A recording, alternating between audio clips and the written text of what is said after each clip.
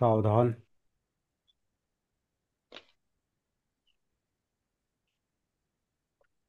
सर्वांना जय भीम, नमो बुद्धाय. जय.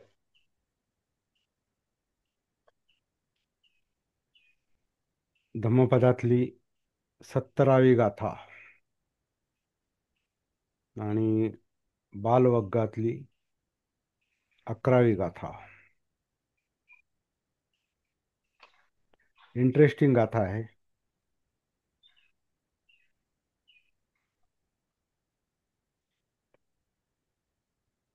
आधी आपण गाथा पाहू आता आज. मासे मासे कुसगेन बालो भुंजेय भोजनं नसो संखत धम्मानं कलं अघ्घति सोळसिंग. याचा अर्थ असा केलेला आहे की बाल मनुष्याने किंवा मूर्ख माणसाने, अज्ञानी माणसाने, अजागृत माणसाने मासे मासे म्हणजे महिनोन महिने कुसगेन. कुस कुस म्हणजे एक कुश नावाचं गवत आहे. त्याच्या त्याचं टोक म्हणजे गवताच्या पात्याचं टोक तेवढंच अन्न घ्यायचं. असं जरी एखादा अज्ञानी मनुष्य करत असेल म्हणजे तेवढी तपश्चर्या. आता याचा संबंध तपश्चर्येशी आहे. जे लोक तप करतात, तपश्चर्या करतात आणि टोकाची तपश्चर्या करतात, त्याच्याशी संबंधित ही गाथा आहे. एखाद्या माणसाने, अज्ञानी माणसाने, बालमनुष्याने कुशगवताच्या टोकावर मावेल एवढं अन्न जरी महिनोन महिने तो खात राहिला, म्हणजे ती तपश्चर्या केली तरी नसो संखत धम्मानं. संखत म्हणजे शिकलेला. धम्मानं जो धम्म शिकतो म्हणजे ज्याला धम्म माहिती आहे, त्याच्या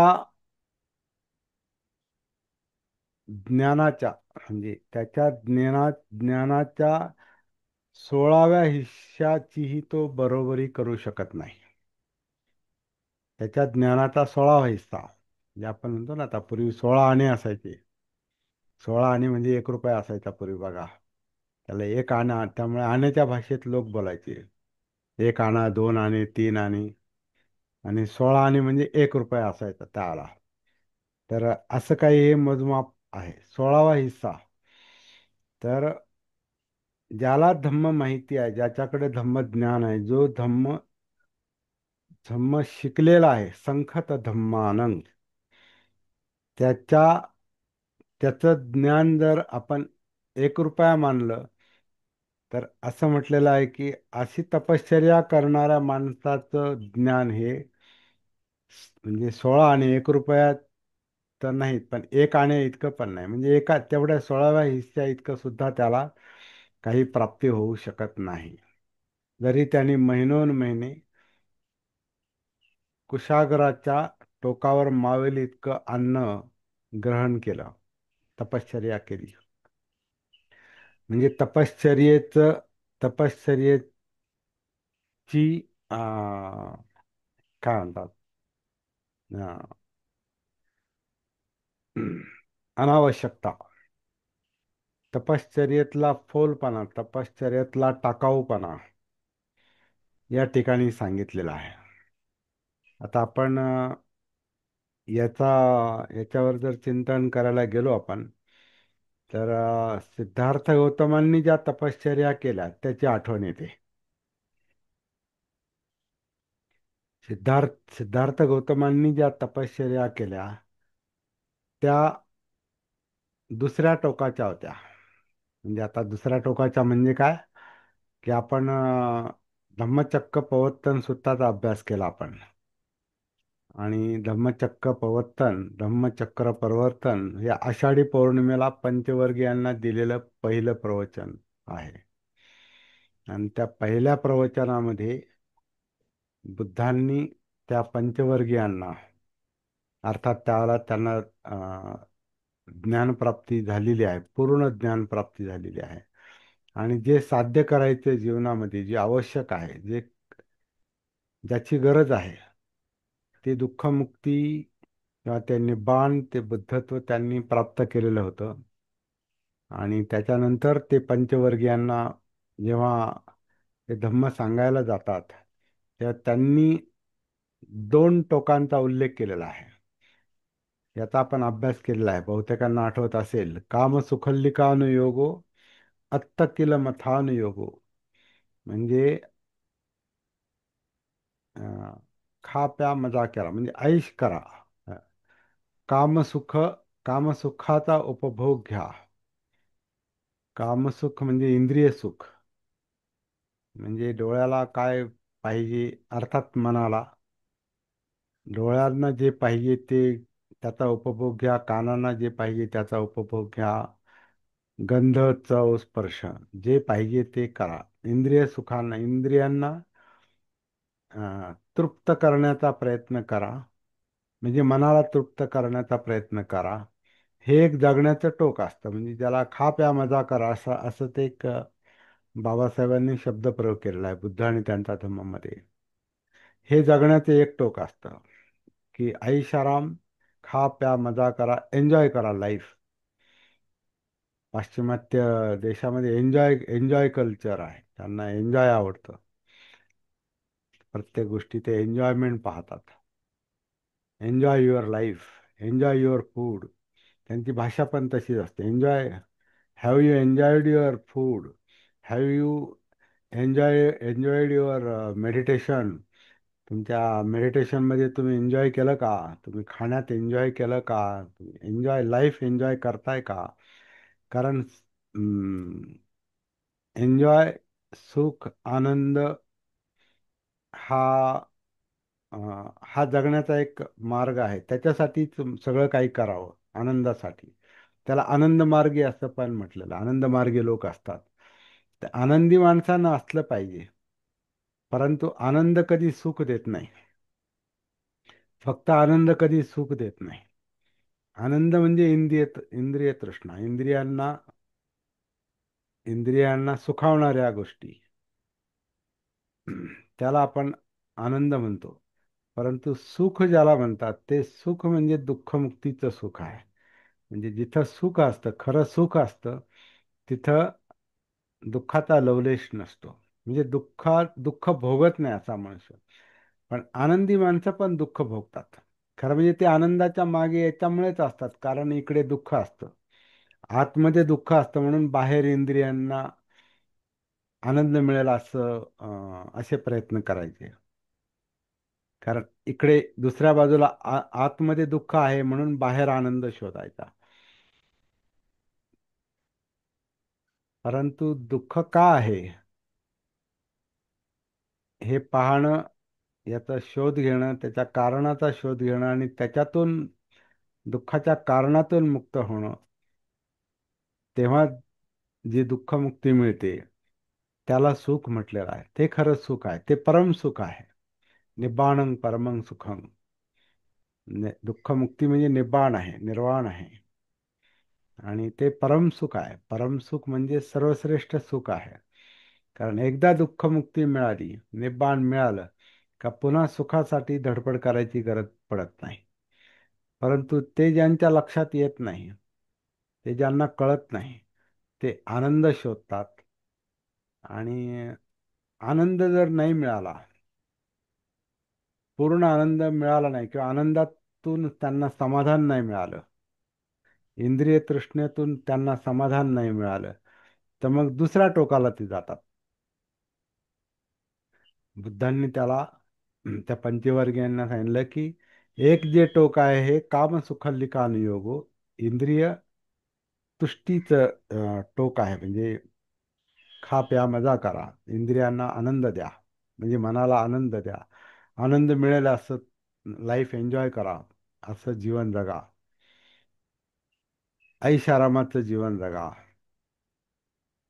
किंवा शिलाचरणाचा वगैरे काही विचार करू नका. म्हणजे मद्यपान केलं तरी चालेल, तुम्ही मांसाहार करा किंवा काही खा, ज्याच्यामुळे आनंद मिळेल ते सगळंच करा, काही करा. बऱ्या वाईटाचा विचार करू नका, हे एक टोक झालं.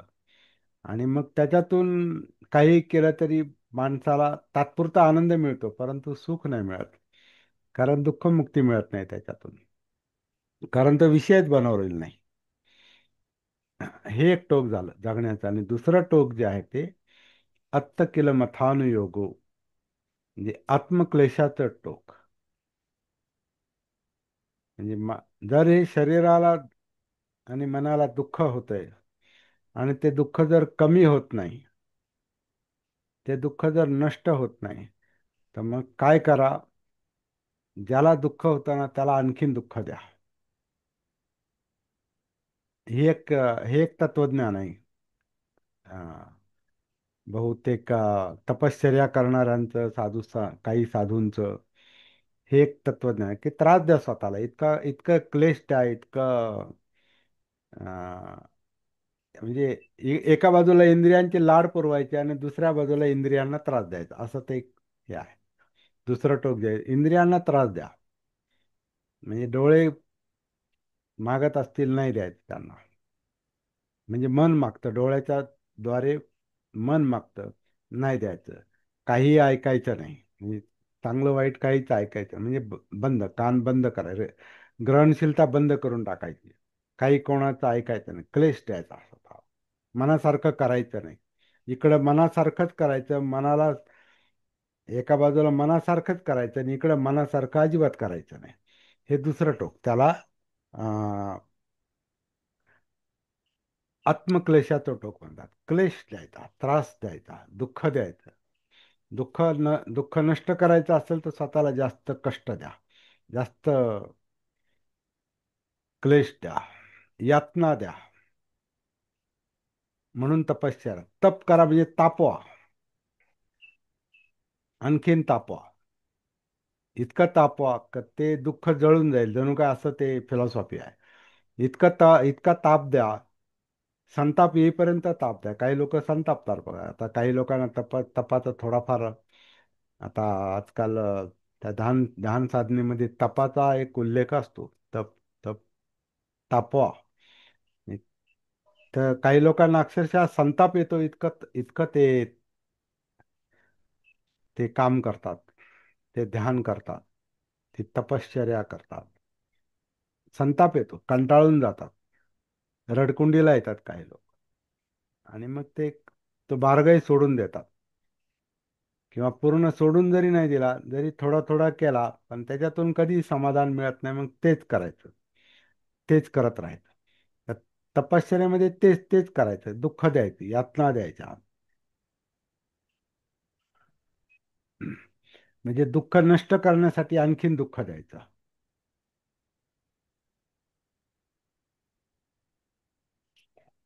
तर त्याला अत्त केलं मथान योगो म्हटलेला आहे. योग आहे तो, योग म्हणजे ध्यानच आहे.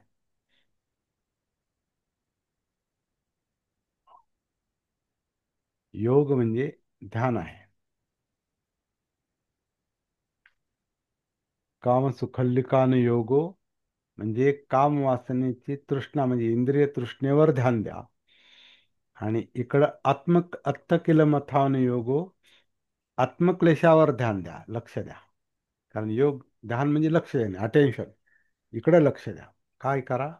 त्रास द्या, जास्तीत जास्त त्रास द्या स्वतःला.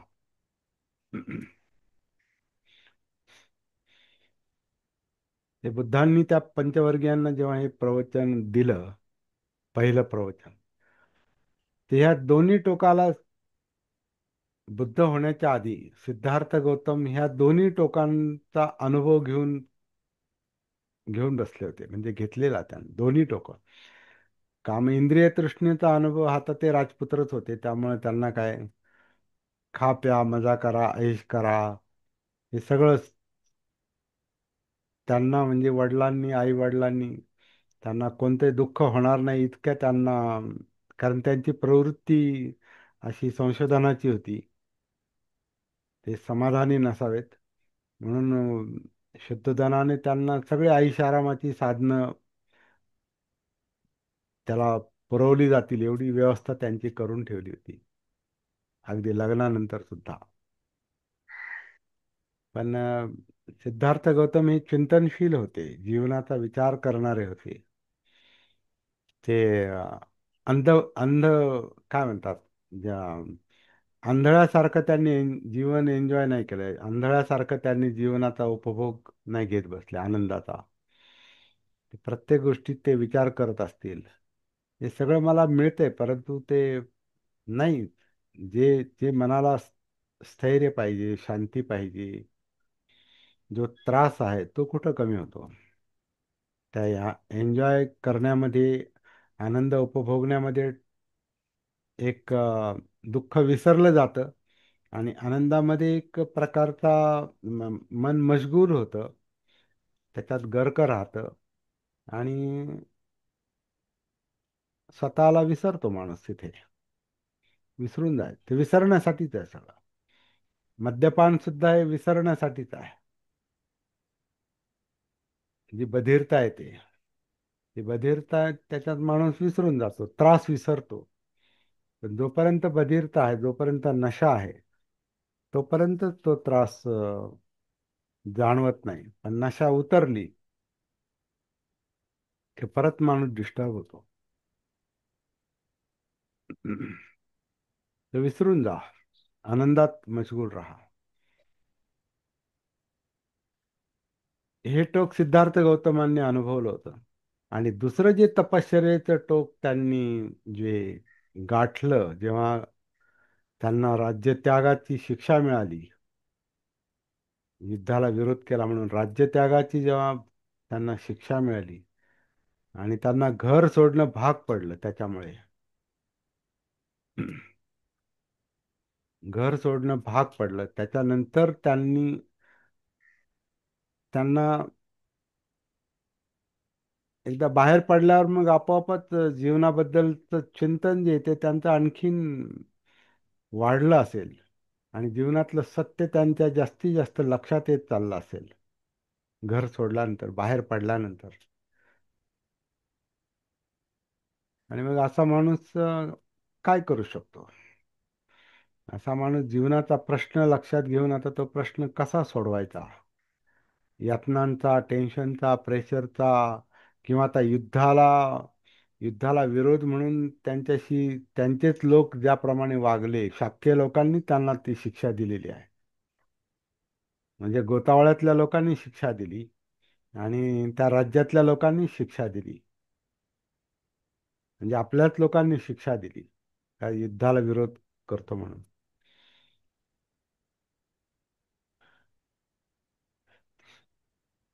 तो विरोध केल्यामुळे त्यांना जी शिक्षा मिळाली, तर त्यांच्या नंतर मग त्यांनी चिंतन केलं असेल की लोक असं का वागतात, यांचं मन असं का आहे, असा का विचार करतात, मन असं का विचार करतं. रोहिणी नदीच्या पाण्याचा प्रश्न सोडवण्यासाठी आपण एकमेकांना कापू, युद्ध करू आणि एकमेकांना कापू आणि मग पाण्याचा प्रश्न सुटेल, असं का वाटतंय लोकांना? हे समंजसपणाने चर्चा करू शकत नाहीत का? असे काही का नाही करू शकत? माणसाचं मन असं का असतं, असं ते त्यांची चिंतन प्रक्रिया अशा प्रकारे काही ती चालली असणार आहे. आणि मग बाहेर पडल्यानंतर त्यावेळची जी परिस्थिती होती, तर असा विचार करणारे काही लोक त्यावेळेला होते. कारण त्यावेळेला म्हणजे तो एक तपस्या करणाऱ्यांचा पण काळ होता. कारण एक अप्रगत जीवन पण होत, जीवनशैली त्यावेळेला होती. अप्रगत म्हणजे काय, आजच्यासारखं सुखासीन जीवन नसावं. ज्या अर्थी मारकाट चालते, तलवारबाजी चालते किंवा युद्ध, कापाकापीला समर्थन दिलं जातं. कापाकापीला अं, युद्धाला युद्धाला कापाकापीला समर्थन दिलं जातं, आजही दिलं जातं. पण त्यावेळेला ते फार ओपन, कारण टोळ्या असायच्या, अं, गट असायचे. आता शाक्य कोली हे पण दोन गट होते. एक आईकडचा होता, एक वडिलांकडचा होता. ते असे असे जे काही युद्ध करणारे आणि एकमेकांचा खात्मा करणारे, एकमेकांचा नाश करणं, अशी संस्कृती, अशी अशी त्यावेळेला परिस्थिती असेल तर ती भयंकरच असावी. त्यावेळेला मग हे हिंसाचार वगैरे हा म्हणजे बोकाळलेलाच होता. अगदी धर्माच्या नावावर पण बोकाळलेला होता. म्हणजे अगदी वेदामध्ये जनावरांना बळी देणं किंवा अंधश्रद्धेनं हत्या करणं, अगदी माणसाची हत्या करणं हे पण नरबळी ज्याला म्हणतात, अशा पण गोष्टी त्याला जास्त चालत असतील. या अगदी अलीकडपर्यंत आपण ऐकलेले आहेत. गेल्या 50 वर्षापूर्वी.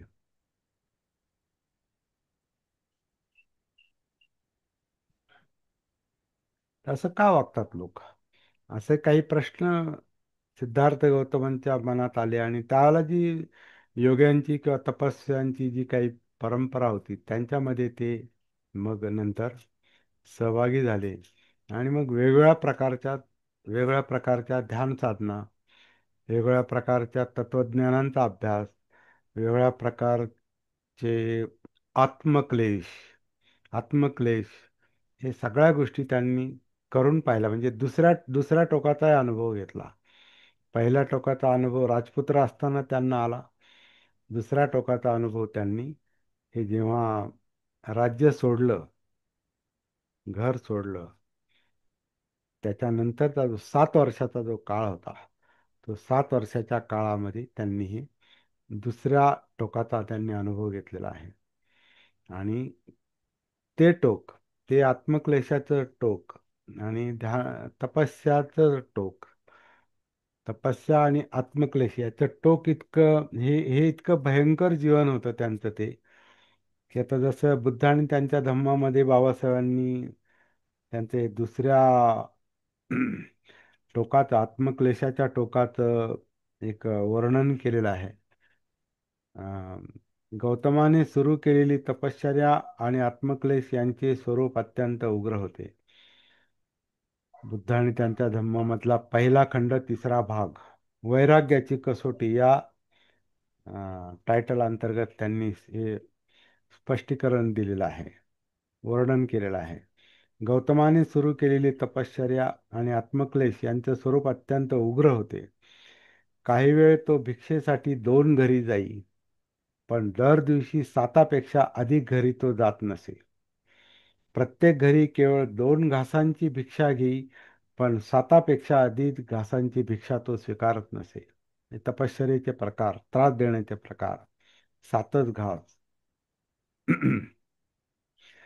दररोज तो फक्त एक वाटीभर अन्नावर जगत असे, पण 7 वाट्यांपेक्षा अधिक अन्न तो स्वीकारत नसे. म्हणजे आता त्यावेळेला जी काही गुरु लोक सांगत असतील किंवा तपश्चर्याच्या ज्या काही पद्धती त्यावेळेला होत्या, त्या त्यांनी करून पाहिल्या, फॉलो केल्या त्यांनी.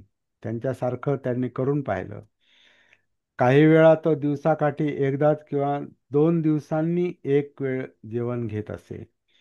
कधी आठवड्यातून एकदा तर कधी पंधरवड्यातून एकदा, याप्रमाणे ठराविकच प्रमाणात अन्नभक्षण करण्याचा त्याचा कडक नियम असे.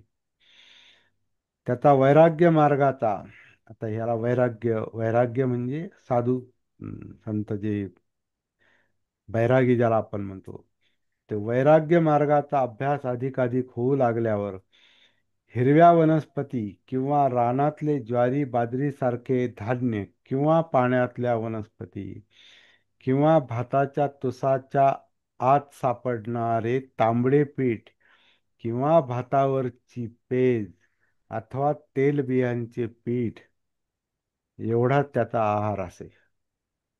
रानटी फळे व कंदमुळावर किंवा वाऱ्याने झाडावरून पडलेल्या फळांवर तो आपले गुजराण करत असे. त्याचे कपडे तागाचे, धुळीच्या ढिगात सापडलेल्या ताग्यासारख्या चिंध्यांचे, झाडांच्या सालींचे, काळविटांच्या सबंध किंवा अर्ध्या कातड्याचे, गवताचे, झाडाच्या सालींचे किंवा लाकडाच्या पट्ट्यांचे, माणसांचे किंवा जनावरांचे केस विणून केलेल्या घोंगडीचे किंवा घुबडाच्या पंखांचे असत. त्याने आपल्या डोक्याचे व दाढीचे केस उपटून टाकले. दाढी नाही केली, उपटून टाकले. उभे राहून घेतलेले आसन तो बसण्यासाठी केव्हाही सोडून देत नसे. उभे राहून घेतलेले आसन तो बसण्यासाठी केव्हाही सोडून देत, अर्थ लागत नाही आता. मांडी घालून बसल्यानंतर तो कधी उठत नसे, तर मांडी घालून बसलेल्या स्थितीत राहूनच तो हालचाल करत असे. म्हणजे सरपटत साधना करणं, सरपटत ते तपश्चर्या करणं. बसूनच राहायचं आणि बसल्या बसल्या तिकडे तिकडे हालचाल करायची. तो एक तपश्चर्या, त्रास द्यायचा स्वतःला. आत्मक्लेश द्यायचा म्हणजे अं, येणं केनं प्रकारेण आपल्याला त्रास होईल असं करायचं. अशा प्रकारे निरनिराळ्या पद्धतींचा अवलंब करून तो वैराग्याच्या इतक्या पराकोटीला गेला. आपल्या शरीराला पराकाष्ठेच्या यातना आणि वेदना वेदना देण्यासाठी तो जगू लागला. शेवटी तो इतक्या किळसवाण्या अवस्थेला येऊन पोहोचला की त्याच्या अंगावर चिखल आणि घाण यांचे थरच्या थर इतके साचले की शेवटी ते आपोआप गळून पडू लागले. अरण्याच्या भयान अशा अंतर्भागात त्याने आपली वस्ती केली होती. तो भाग कोणाच्याही अंगाचा थरकाप होईल इतका भयान होता. त्या जाण्याचे धाडस केवळ मूर्ख मनुष्यच करू शकला असता. जेव्हा हिवाळ्यात रात्री कडक थंडी पडत असे, तेव्हा कृष्ण पक्षाच्या रात्री तो उघड्या हवेत राहत असे आणि दिवसा तो काळ्या कुट्ट गर्द झाडीत राहत असे. परंतु पावसाळ्यापूर्वी जेव्हा कडक उन्हाळ्याचा शेवटचा महिना येई, तेव्हा दिवसा तो अंग भाजून काढणाऱ्या उन्हात राही आणि रात्री गुदमरून टाकणाऱ्या गर्द झाडीत राही. जळलेल्या हाडांची उशी करून तो स्मशानात झोपत असे. त्यानंतर गौतम दिवसाकाठी फक्त डाळीच्या एका दाण्यावर, एखाद्या तिळावर किंवा तांदळाच्या एखाद्या कणावर गुजराण करू लागला. ज्यावेळी दररोज तो फक्त एक फळ खाऊन राहू लागला, त्यावेळी त्याचे शरीर अत्यंत क्षीण झाले. तो आपले पोट चाटू लागला, तर त्याच्या पाठीचा कणा त्याच्या हाताला लागे, आणि जर तो पाठीचा कणा चाटू लागला तर त्याचे पोट त्याच्या हाती लागे. इतके त्याचे पोट त्याच्या पाठीच्या कण्याला चिकटले होते. याचे कारण तो अत्यंत कमी खात होता. आता ही जी तपश्चर्येचं दुसरं टोक आहे, हे मुद्दाम वाचून दाखवलं. याचा संबंध या गाथेशी आहे, जे आपण आता जी गाथा आपण पाहणार आहोत त्या गाथेशी याचा संबंध आहे. आता आत्मक्लेशाचा एवढे, आता याला उपद्व्यापत म्हणणार आपण. जरी जरी सदहेतू होता, म्हणजे काही गोष्टींचं उत्तर शोधण्याचा जरी सिद्धार्थ गौतमांचा हेतू होता,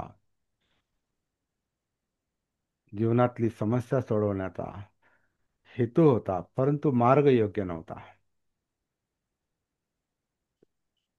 ह्या पद्धतीने प्रश्न दोन्ही दोन्ही मार्गांनी प्रश्न सुटले नाही, सुटू शकले नाही. कामसुखल्लिका कामसुखल्लिकानुयोगो अत्त केलं मथानुयोगो. खा प्या मजा करा, त्यांनी प्रश्न सुटत नाही. आणि स्वतःला ताप द्या, तप करा, तपश्चर्या करा, आत्मक्लेश द्या, त्रास द्या, त्याने दुःख तर आणखीन वाढतच. दोन्ही मार्गाने प्रश्न सुटले नाही. प्रश्न सुटला तो मध्यम मार्गानं, जागृतीच्या मार्गानं. भानावर आले, माणूस चुकला की मग चूक लक्षात आली की माणूस भानावर येतो, किंवा भानावर आल्यावर चूक लक्षात येते, आणि मग माणूस मध्यम मार्गावर येतो आणि मग योग्य पावलं उचलतो.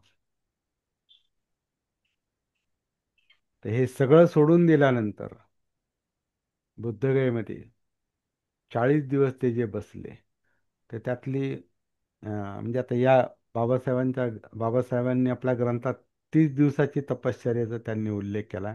पण एकूण 40 दिवस तिथं थांबले होते. बाकीचे दिवस त्यांनी चिंतनासाठी आणि दुःखमुक्ती मिळाल्यानंतर, निब्बाण मिळाल्यानंतर आता पुढं काय करायचं याच्या चिंतनासाठी त्यांनी काही वेळ तिथं घालवला असणार. तर तो जो मध्यम मार्ग आहे, तो धम्म मार्ग आहे. धम्म म्हणजे मनोधम्म समजले, चित्तधम्म समजले, अंतर्गत जाणीवा समजल्या, जागृतीमुळे आतल्या जाणीवा, वेदना, फिलिंग समजल्या, त्याच्यात सुख दुःख समजलं. दुःख काय भानगड आहे हे इथं समजायला सुरुवात झाली. आणि त्याच्यासाठी ते कायेमध्ये उतरले. धम्मं कायेन पश्यति, कायेत उतरून कायेने धम्म पाहिले, कायेत धम्म पाहिले. श्वासाचा तिथे उपयोग केला, पण आधी श्वासाचं ध्यान केलं, नंतर श्वासाचा जागृतीसाठी उपयोग केला, सतीसाठी उपयोग केला. त्याला अनापान सती म्हटलेलं आहे.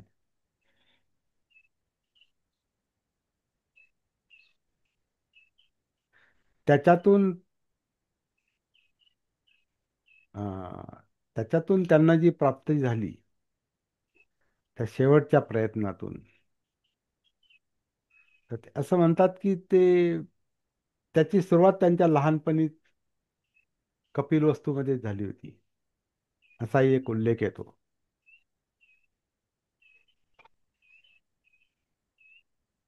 शुद्धोधन नांगर चालवतात, त्या कोणता सण होता तो, अं,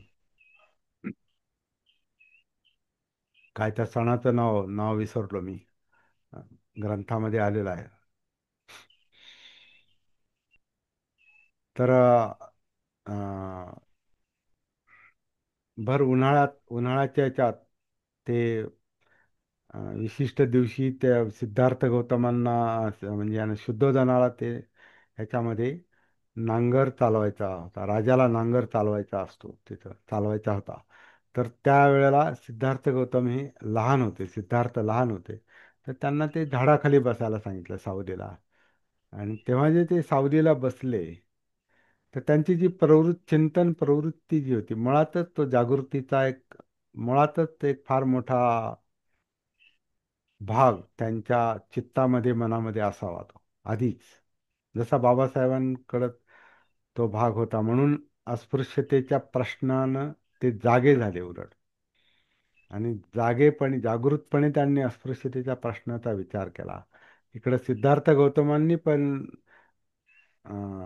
त्यांची जी संवेदनशीलता होती, जी त्यांचं चित्त मन जागृत असल्यामुळे ती जी संवेदनशीलता होती, तर त्या बालवयातच ते जणू काही स्वतःच्या संपर्कात आले.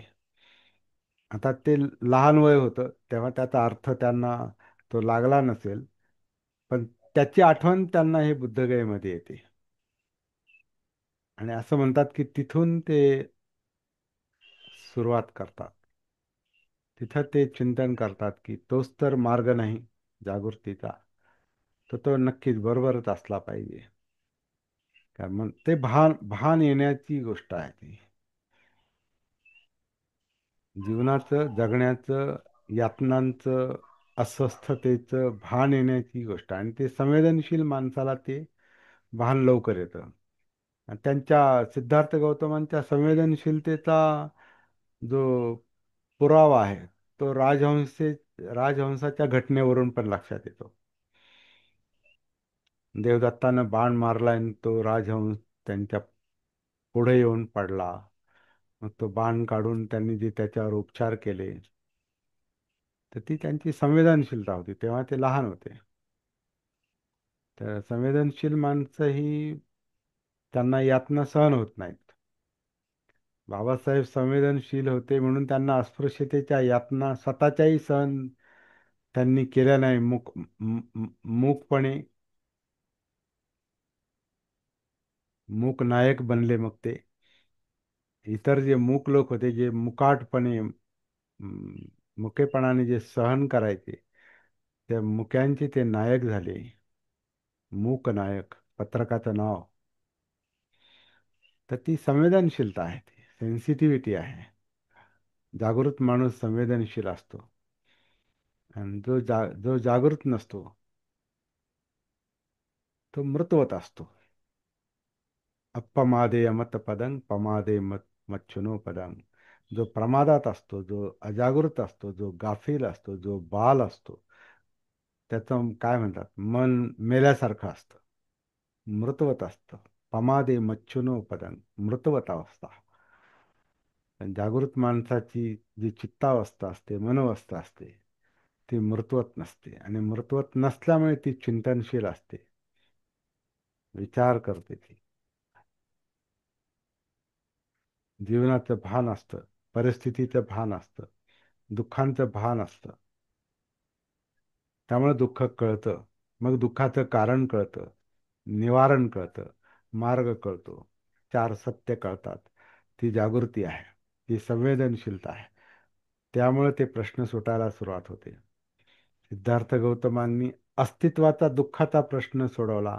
बाबासाहेबांनी अस्तित्वाच्या अस्पृश्यतेचा, सामाजिक अन्यायाचा, आणि त्याच्यामुळं या अस्पृश्यतेचा आणि अस्पृश्यतेमुळे निर्माण होणाऱ्या, भोगाव्या लागणाऱ्या दुःखाचा त्यांना एक दुःखाच्या कारणाचा त्यांना एक उलगडा झाला.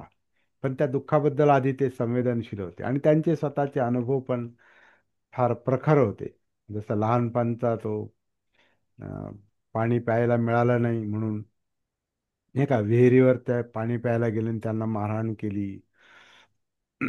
किंवा शाळेमध्ये त्यांना प्यायला पाणी देत नसत, शिपाई त्यांना लांबून त्यांच्या हातावर ते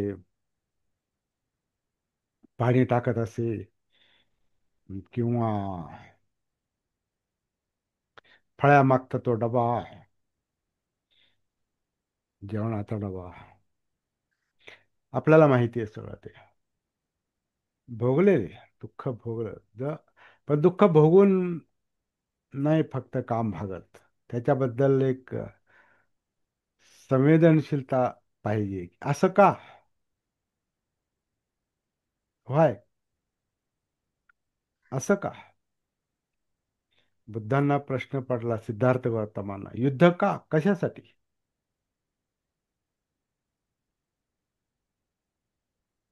देवदत्तानं बाण मारला, का मारला? उगीच.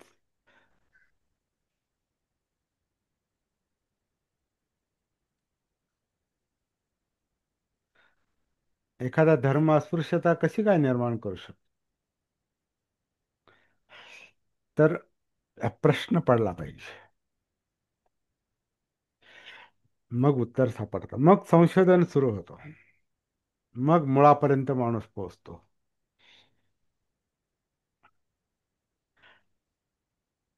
तर या गाथेच्या संदर्भात असं म्हटलेलं आहे की, आता ही एक तपश्चर्याची, ही एक तपश्चर्याचं हे एक काय हा नमुना आहे. कुश कुश गवताच्या, म्हणजे गवताचं पाता आपण पाहतो, की ते तपश्चर्या करायची म्हटलं काही करायचं, काही त्रास द्यायचा, मग काही करायचं. तर गवताच्या पात्यावर बसेल, गवताच्या पात्याच्या टोकावर बसेल तेवढंच अन्न घ्यायचं, महिनोन महिने घ्यायचं. मासे मासे कुसक घेणं. कुसक घेणं म्हणजे कुशाग्र, अग्र म्हणजे टोक, कुश म्हणजे गवत, कुश नावाचं गवत. हे कुश नावाचं गवत जे आहे ना, ह्याचा उल्लेख अजून एका ठिकाणी आहे. सिद्धार्थ गौतमांनी जेव्हा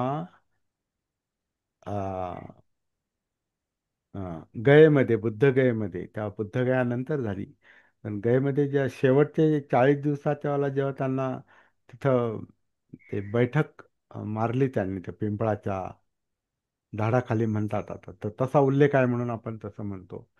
तर तिथं ते बसण्यासाठी त्यांना एक गुराखी जो आहे ना, ते गवताची पेंढी देतो. तर ते कुशगवत होतं, कुशगवताची ती पेंढी देतो. तर ते म्हणून ते आता तो कुशवरून तो त्याची एक आठवण आली. तर कुसक त्या कुशगवताच्या पात्याच्या टोकावर, अग्रावर मावेल एवढंच अन्न. त्याला बाल म्हटले, परत तो मूर्ख आहे, तो अज्ञानी आहे. त्याला वाटतं का हे असं असं केलं म्हणजे मला काहीतरी मुक्ती मिळेल, जे काय असेल मनात उद्देश, का हे करायचं तपश्चर्येचा एक प्रकार. तर असा एखादा बाल मनुष्य, आता याला म्हणजे मूर्खपणाच म्हणायचं याला, अज्ञानी मनुष्य, अजागृत मनुष्य, अशा प्रकारे कुशगवताच्या टोकावर महिनोन महिने अन्न घेत राहिला. भुंजेत भोजनं म्हणजे भोजन ग्रहण करणे, खाणे, गवताच्या पात्याला टोकावर, असं महिनोन महिने करत राहिला. तर त्याचा, ज्याला धम्माचं ज्ञान झालेलं आहे, त्याच्या प्राप्तीच्या 16वा हिस्साचं पण त्याचं महत्व नाही, असा या गाथेचा अर्थ आहे. म्हणजे तपश्चर्येतला मूर्खपणा, बालपणा याच्यामध्ये, या गाथेमध्ये सांगितलेला आहे. मुख्य गोष्ट काय आहे? आपल्या जीवनाचा प्रश्न सुटला पाहिजे, म्हणून जीवनाच्या संपर्कात आलं पाहिजे, जीवनात उतरलं पाहिजे.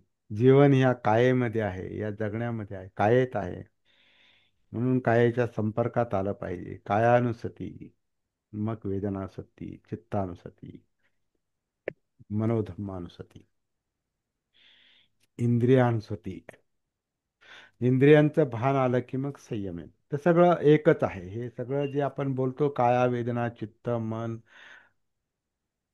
इंद्रिय किंवा श्वास, हे सगळ्या एकाच याचे वेगवेगळे अंग आहेत. आणि सती जागृतीचे ते वेगवेगळे एक टप्पे म्हणा किंवा वेगवेगळे अंग आहेत. पण शेवटी सर्वांगाचं, टॉप टू बॉटम, नखशिखांत, पायाच्या पायापासून डोक्यापर्यंत नखशिखांत सर्वांगाचं भान, ती कायानुसती, त्याच्यातली वेदनानुसती, त्याच्यात इमोशन, भावना, ज्याचं केंद्र डोक्यातच आहे, आणि त्याच्यातून ते ग्रंथी ज्या स्रावतात, त्याच्यातून होणारा त्रास, कारण त्या ग्रंथीचा स्राव रक्तात मिसळतो. आणि त्याला, त्या इमोशन्सला जन्म देणारे विचार पण असतात, किंवा अं, त्या इमोशन किंवा त्या चित्तानुसार विचार पण सक्रिय होतात. असं परस्परावलंबी ते हे आहे, ते वेगळ्या नाहीत. चित्त मन हे वेगवेगळं नाही, दोन वेगळी कार्य आहेत, फंक्शन्स आहेत, दोन वेगळी कार्य आहेत. त्यामुळे मन वेगळं नाही, चित्त वेगळं नाही, जाणीवा वेगळ्या नाहीत, कारण जाणीवांमुळे हे सगळं जाणवतं, म्हणजे वेदनांमुळे. आणि ते कायेपेक्षा वेगळं नाही, कारण हे सगळं कायेत आहे, म्हणजे सगळं एकच आहे. ते म्हणायला वेगवेगळं आहे ते. जसं आपण एखाद्या शहराचे वेगवेगळे वेगवेगळे भाग आहेत, उपनगर आहेत, किंवा त्याचे काय म्हणतो आपण, गल्ल्या आहेत, रस्ते आहेत, एरिया, विभाग आहेत, पण एकच शहर आहे. तसं एकच आहे.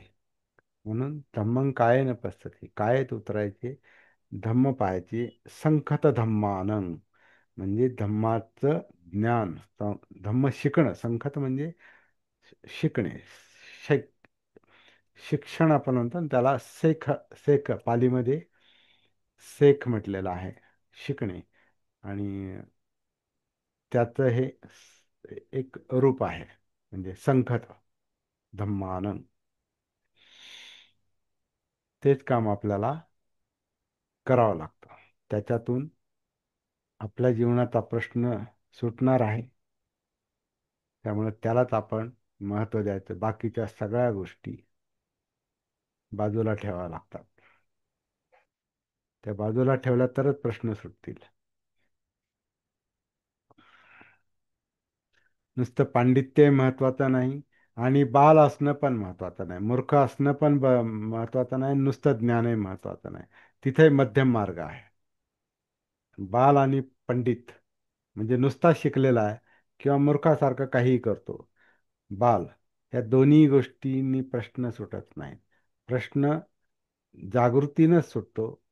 जागृत ज्ञान हे प्रज्ञेत रूपांतरित होईल, आणि जागृत मूर्खपणा हा मूर्खपणातून बाहेर काढील. बाल अवस्थेतून बाहेर काढेल. म्हणून पंडित वर्ग आणि बाल वर्ग असे दोन वर्ग आहेत. पुढचा वर्ग मला वाटतं पंडित वर्गच आहे पुढचा. बालवग्गानंतर आपोआप तो पंडित वग्गत आला. दोन दोन टोकं त्यांनी बरोबर साधली. संकलन फार छान केलेलं आहे धम्मपदामध्ये. आणि त्यामुळे अभ्यास करायला पण एक प्रकारे एक सुटसुटीतपणा राहतो, एक लिंक राहते. पण आता अभ्यास कसा करावा हे मलाही पहिल्यांदाच समजलं ह्या अभ्यासातून. मी काल बोललो, मी परवाला धम्मपद मी बऱ्याच वेळा मी वाचले. हे शब्द अगदी 8वी 9वी पासून मला 8वी पासून मला पाली विषय होता. हे शब्द तेव्हापासून मी माझ्या वाचण्यात आहेत काही काही. 8वी 9वी 10वी 3 वर्ष. 11वीला मला चुकून पाली विषय मला सोडावा लागला. कारण मला गणित विषय घ्यायचा होता. गणित विषय घ्यायचा म्हणून पाली सोडावा लागलं. कारण घरातल्यांची इच्छा होती की डॉक्टर हो, तुला सायन्सला घालायचे आणि मग ते सगळे सायन्सचे विषय घे. तर तेव्हा काय मला तेवढी अक्कल नव्हती. पालीचं महत्त्व माहीत नव्हतं. त्यामुळे तो पाली विषय मी 11वीला सोडून दिला. तो पाली विषय मी जर सोडला नसता तर मी बोर्डात पहिला आलो असतो पाली विषयात. त्याचं कारण असं आहे की मी वर्गात 8वी 9वी 10वी पर्यंत वर्गात पहिलाच असायचो पालीमध्ये. म्हणजे इतर विषयात 2 4 विषयात पहिला असायचो. पालीमध्ये माझा पहिलाच नंबर असायचा. मॅट्रिकला मी जर पाली विषय मला असता तर डेफिनेटली मला, कारण त्याच्यात मला आवड होती, तर त्या त्या विषयात मी शाळेत पहिला आलो असतो. पण त्या शाळेला 2 नंबरची विद्यार्थिनी, तिचं नाव लक्ष्मी भारुडे, ती नेहमी 2 नंबरला असायची किंवा 3 नंबरला असायची. मी पहिला असायचो, ती दुसरी असायची किंवा कुणी दुसरे कोणीतरी दुसऱ्या तिसऱ्या नंबरला. पहिल्या नंबरला मी असायचो, दुसऱ्या नंबरला ती असायची. ती पालीमध्ये बोर्डात पहिली आली.